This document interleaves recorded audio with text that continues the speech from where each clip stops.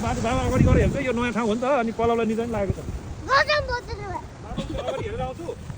पल्लोमा दादा बिस्तारै आउँछ है ओके यही छ बिस्तारै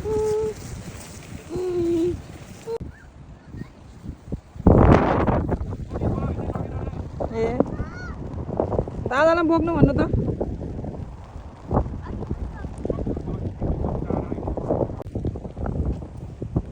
बाबा